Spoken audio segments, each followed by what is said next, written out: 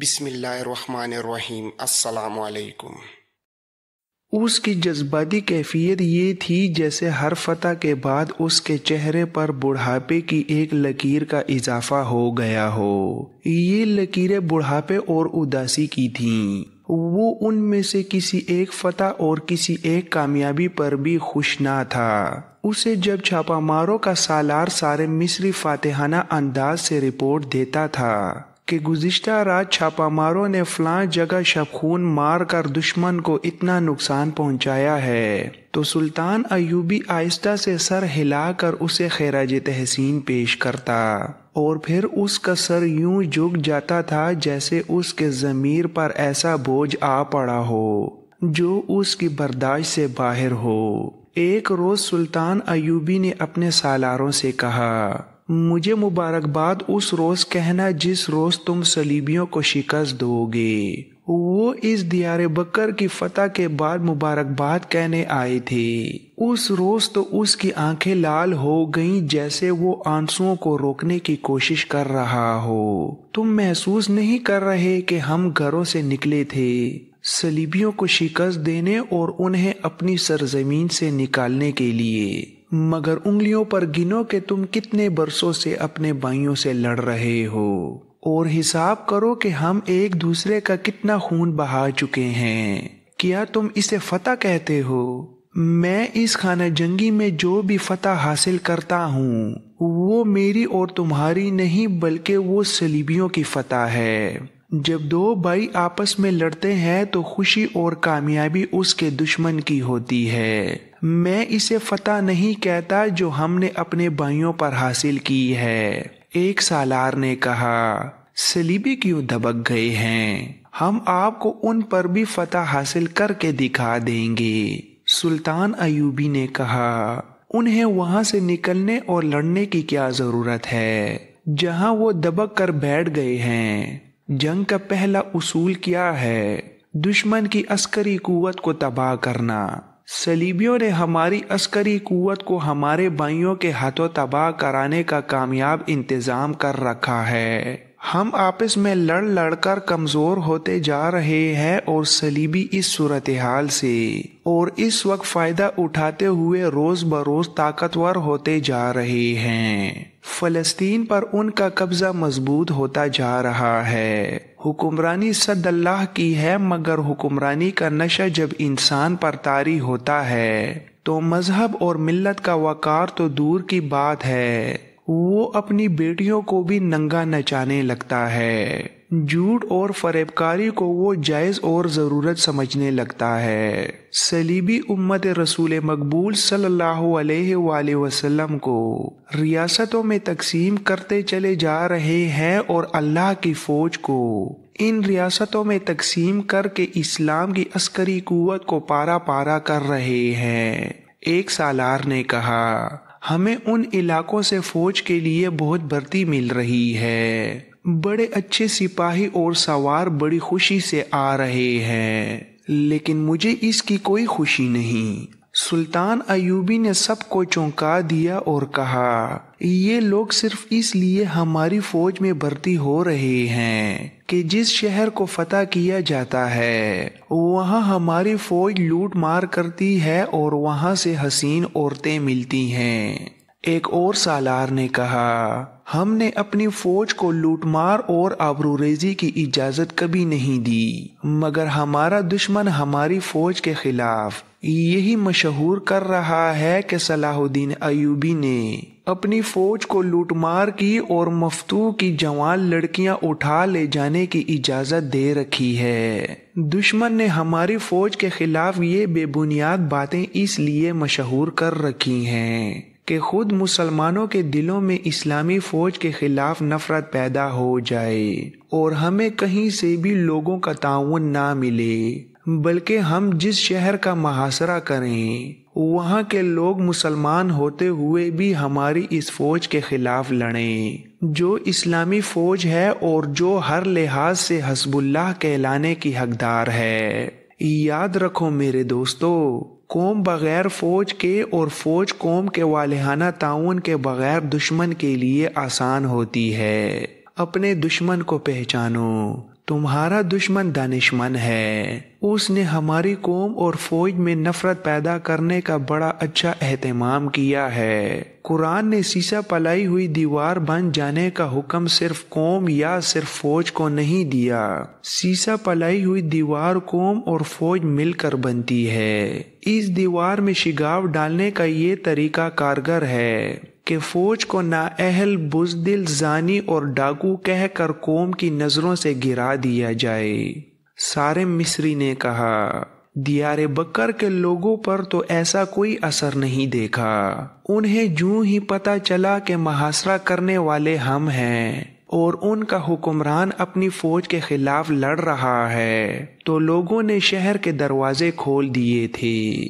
سلطان ایوبی نے کہا، وہاں ہمارے جاسوس زیادہ تعداد میں تھے۔ وہاں کی تمام بڑی مسجدوں کے امام ہمارے آدمی تھے۔ انہوں نے وہاں کے لوگوں کو صرف نماز، روزہ، حج اور زکوٰۃ کے وعظ نہیں دیے، اس کے ساتھ وہ لوگوں کو صلیبیوں کے عزائم اور اپنے منافق اور غدار امرا اور حاکموں کے متعلق بھی بتاتے رہے ہیں، اور یہ بھی کہ جب ایک مسلمان دوسرے کا خون بہاتا ہے تو عرش معلیٰ لرز جاتا ہے اور اللہ اس بستی پر اپنا قہر نازل کرتا ہے جہاں کے مسلمان مسلمانوں کے خلاف لڑتے اور خون بہاتے ہیں۔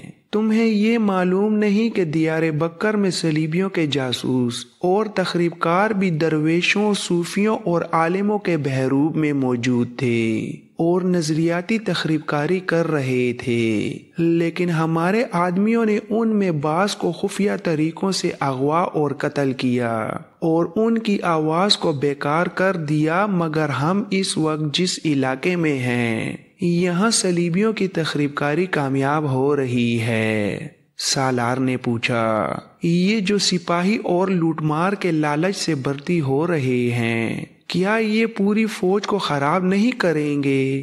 سلطان ایوبی نے کہا، تم نے دیکھا نہیں کہ انہیں کس قسم کی تربیت دی جا رہی ہے؟ میں نے تمہیں تربیت اور جنگی مشقوں کا جو نیا طریقہ بتایا ہے وہ انہیں صحیح سوچ پر لے آئے گا۔ میں فوج میں ان کی تقسیم ایسے طریقے سے کر رہا ہوں کہ یہ فوج پر نہیں بلکہ فوج ان پر اثر انداز ہوگی۔ تم بہت جلدی میرا یہ تحریری حکم بھی دیکھ لو گے کہ مفتوحہ علاقے میں اپنا کوئی سپاہی لوٹ مار کرتا یا کسی عورت پر ہاتھ ڈالتا دیکھا جائے تو اسے تیر کا نشانہ بنا دیا جائے یا قریب جا کر اس کی گردن اڑا دی جائے۔ دشمن کے بے بنیاد الزامات کو غلط ثابت کرنے کا یہی ایک طریقہ ہے کہ فوج اپنے کردار سے مفتوحہ لوگوں پر اور اپنی قوم پر بھی دل موہ لینے والا اثر پیدا کرے۔ مجھے یہی خطرہ نظر آ رہا ہے کہ صلیبی اور یہودی ہر دور میں اسلام کی فوج اور قوم کے درمیان منافرت پیدا کرنے کی کوشش کرتے رہیں گے۔ قوم کی کردار کشی الگ اور فوج کی الگ کریں گے اور اس طرح دونوں کا ایمان اور قومی جذبہ برباد کر کے انہیں ایک دوسرے کا دشمن بنائے رکھیں گے۔ یہ کام وہ مسلمانوں کے ہاتھوں کرائیں گے۔ سلطان صلاح الدین ایوبی دریائے فرات کے کنارے خیمہ زن تھا۔ اس نے کئی ایک چھوٹی چھوٹی مسلمان ریاستوں کے حکمرانوں کو مطیع بنا لیا اور متعدد قلعوں پر قبضہ کر لیا تھا۔ یہ وہ مسلمان حکمران تھے جو درپردہ صلیبیوں کے دوست اور سلطان ایوبی کے مخالف تھے۔ سلطان ایوبی کی منزل بیت المقدس تھی جس پر صلیبیوں نے قبضہ کر کے اسے یروشلم کا نام دے رکھا تھا، مگر اپنے مسلمان حکمران اور امراء سلطان ایوبی کے راستے میں حائل ہو گئے تھے۔ سلطان ایوبی فوج کو چند دن آرام دینے کے لیے فرات کے کنارے رک گیا تھا۔ وہاں گھوڑوں، خچروں، اونٹوں اور رسد کی کمی پوری کی جا رہی تھی۔ سورج غروب ہونے سے کچھ دیر پہلے سلطان ایوبی فرات کے کنارے ٹہل رہا تھا۔ اس کے ساتھ گھڑ سوار دستوں کا سالار اور چھاپا مار دستوں کا سالار صارم مصری تھا۔ ان سے کچھ دور سفید جبے میں ملبوس ایک آدمی کھڑا تھا جس نے دعا کے لیے ہاتھ اٹھا رکھے تھے۔ سلطان ایوبی ادھر چل پڑا۔ قریب پہنچا تو دیکھا کہ وہاں 4 قبریں ہیں۔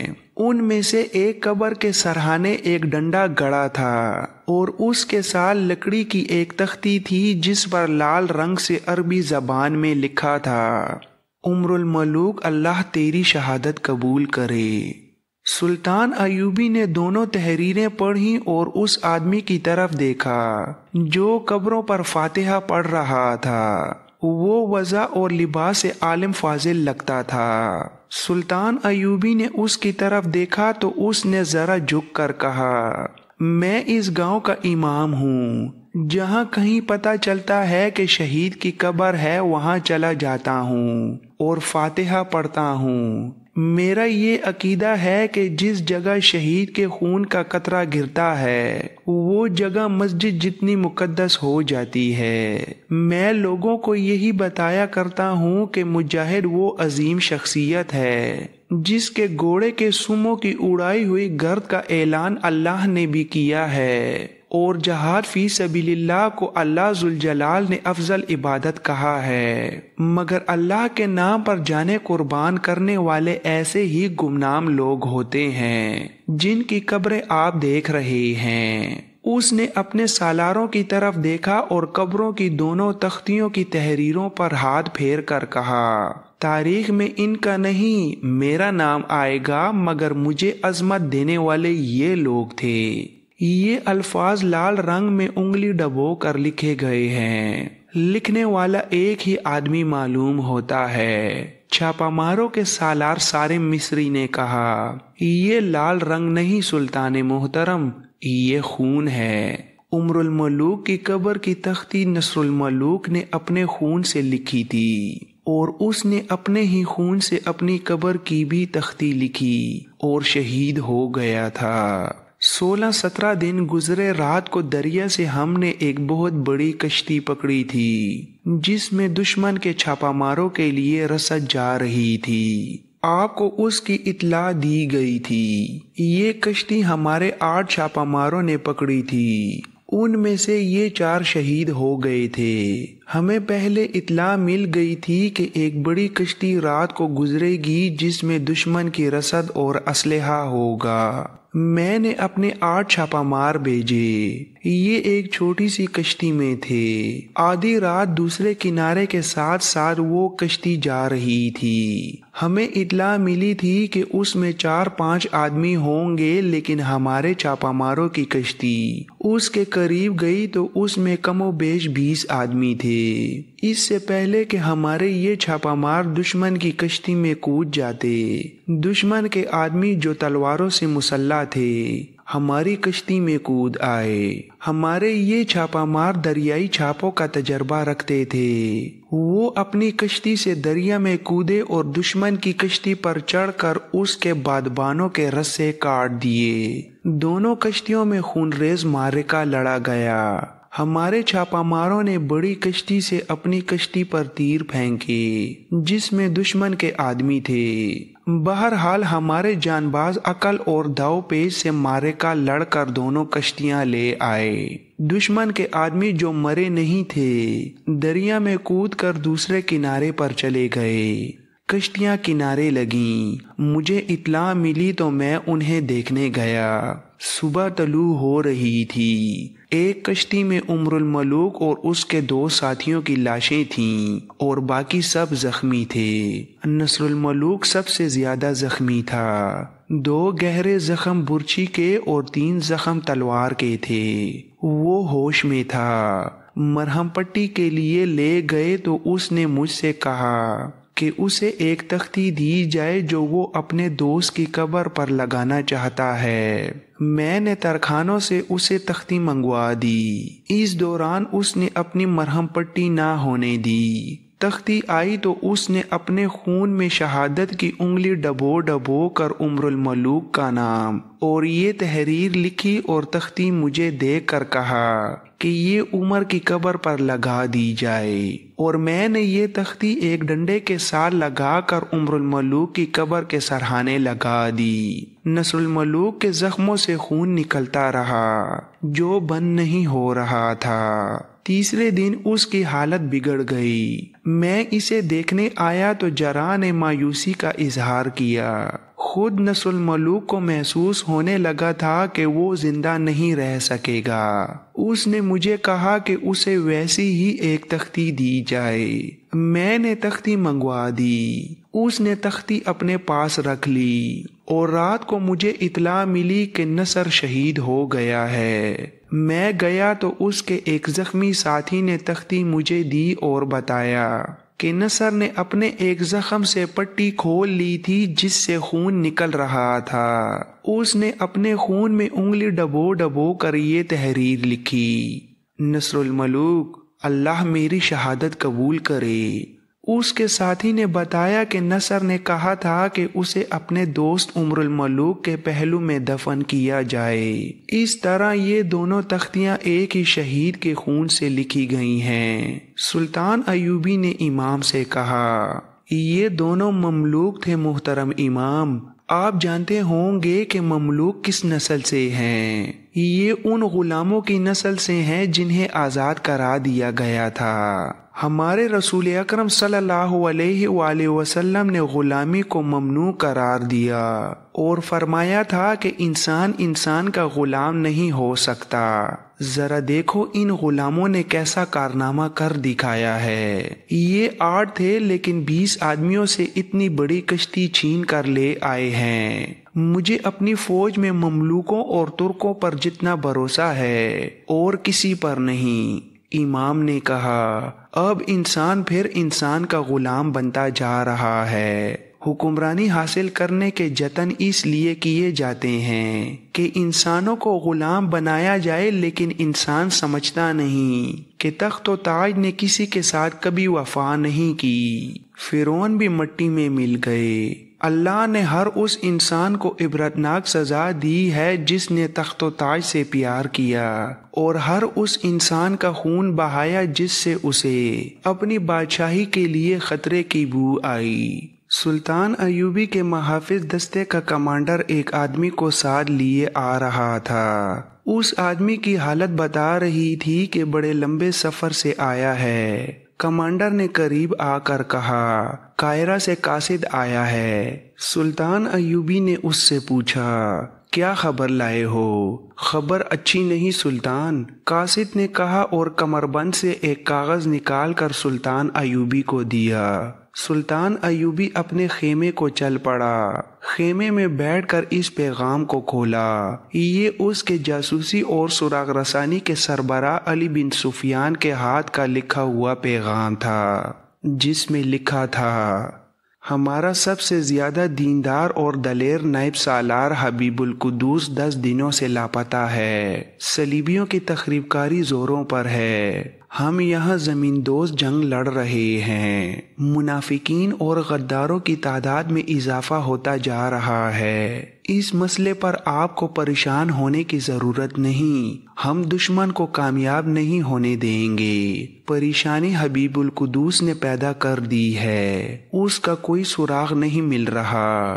اس کا صرف لاپتہ ہو جانا پریشان کن نہیں، ہم ایک اور خطرہ بھی محسوس کر رہے ہیں۔ آپ کو معلوم ہے کہ حبیب القدوس کے ماتحت جتنے دستے ہیں وہ ان میں اتنا ہر دل عزیز ہے کہ سپاہی اس کے اشارے پر جانیں قربان کرتے ہیں۔ اگر وہ خود دشمن سے جا ملا ہے تو یہ خطرہ ہے کہ وہ اپنے دستوں کو جو اس کے زیر اثر ہیں سلطنت کے خلاف بغاوت پر آمادہ کر سکتا ہے۔ میں اسے تلاش کرنے کی کوششوں سے دستبردار یا مایوس نہیں ہوا۔ میں آپ سے صرف یہ اجازت لینا چاہتا ہوں کہ اگر تلاش کے دوران وہ سامنے آ جائے اور ضرورت محسوس ہو کہ اسے مار ڈالا جائے آپ کے قائم مقام امیر مصر نے اس کی اجازت نہیں دی، صرف یہ اجازت دی ہے کہ میں آپ کو براہ راست خط لکھ کر اجازت لے لوں۔ اگر میں اسے تلاش نہ کر سکا تو آپ مجھ سے باز پرس کریں گے،